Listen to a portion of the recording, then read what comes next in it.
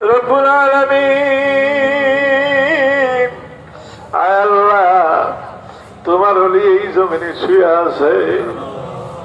আল্লাহ জীবনে বহু কষ্ট করেছে এই মাদ্রাসা প্রতিষ্ঠা করার জন্য, বহু কষ্ট করেছে, বহু মেহনত করেছে, খাইয়া না খাইয়া। আল্লাহ তার সঙ্গী সাথীদেরকে নিয়ে আল্লাহ এই মাদ্রাসা প্রতিষ্ঠা করেছে। আল্লাহ তোমার অলিকে মাফ করে দাও। আল্লাহ তার সঙ্গে যারা সহযোগিতা করেছে, আল্লাহ তার সাথী যারা ছিলেন, আল্লাহ তাদেরকে মাফ করে দাও। আল্লাহ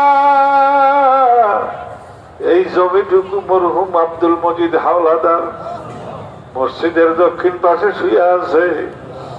আল্লাহ মরহুম আমার ভাই হাওলাদারকে আল্লাহ তুমি মাফ করে দাও।